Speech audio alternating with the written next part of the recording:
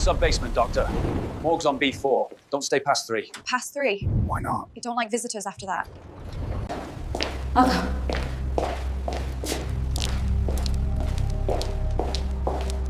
Stay away from me! What are you? You woke us. You are ours.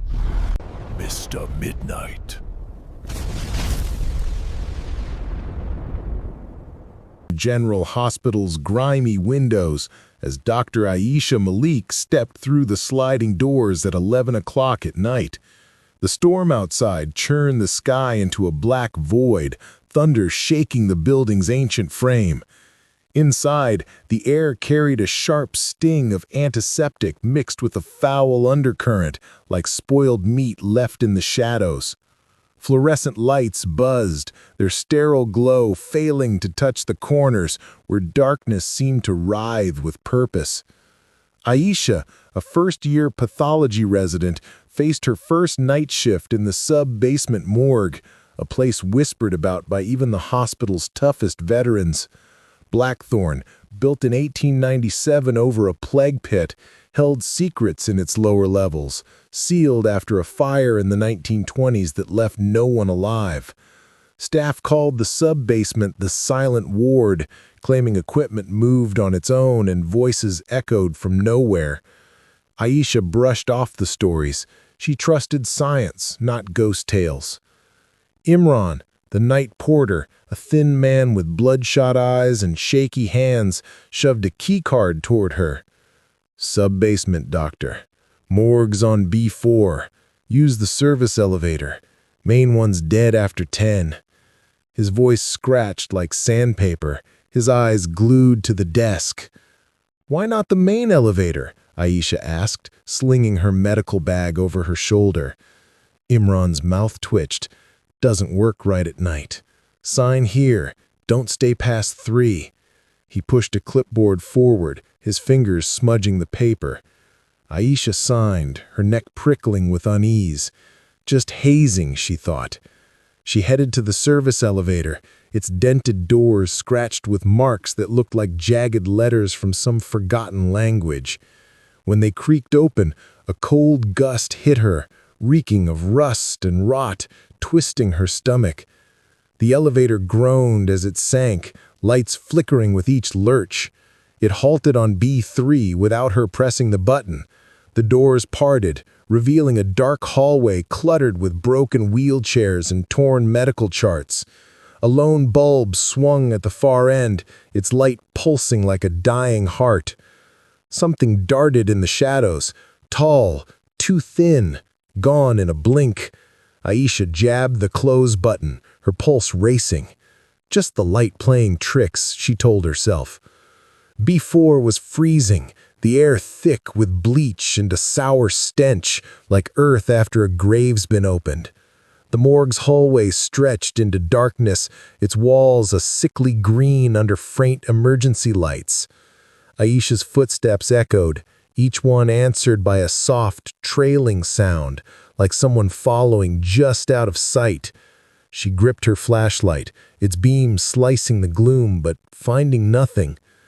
The morgue was a cavern of steel and shadow. Autopsy tables gleamed under a flickering surgical lamp. Refrigerated units lined the walls, their handles rusted, labels peeling. A chart by the door listed 2 bodies for inventory, a heart attack victim and an unidentified woman, Jane Doe, in room 4. Ayesha's task was straightforward: check, document, and leave. But scrawled in red ink at the bottom was a warning: avoid Gurney 7. Nurse Salma, a gaunt woman with gray-streaked hair and unblinking eyes, stepped from a storage room. First night in the silent ward, Doctor. Her voice was hoarse, whisper. Finish by 2 and get out. Don't touch Gurney 7. It moves. Moves? Ayesha forced a laugh. You're pulling my leg, right? Salma's mouth twitched. Don't touch it. Don't listen if it calls. Her shoes squeaked as she vanished into the dark. Ayesha started her checks. The heart attack victim was as expected. Cold, still, routine. But Jane Doe's drawer, Unit 4, was slightly open, its handle trembling. She hesitated, then pulled. The body bag was unzipped, showing a woman's pale face, eyes shown shut, lips parted as if speaking. Her stomach twisted. She hadn't touched the zipper.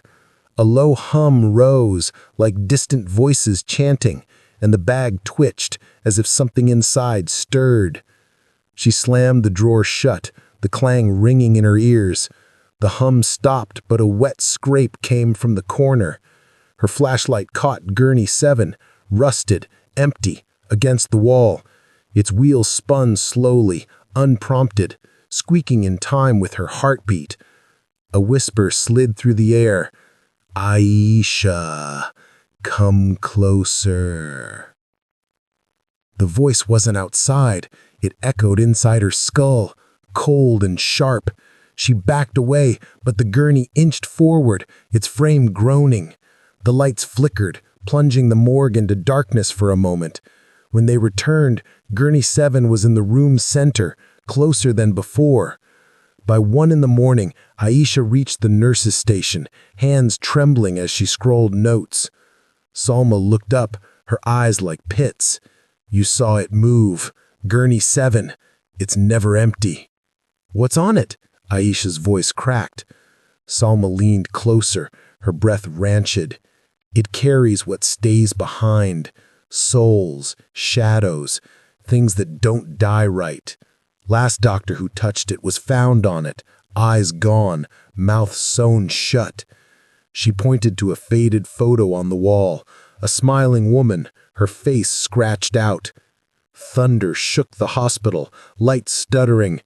Ayesha's chart now bore one word in red ink: run. She grabbed her flashlight and ran to the morgue, drawn by some unseen force. The door stood open, though she'd locked it.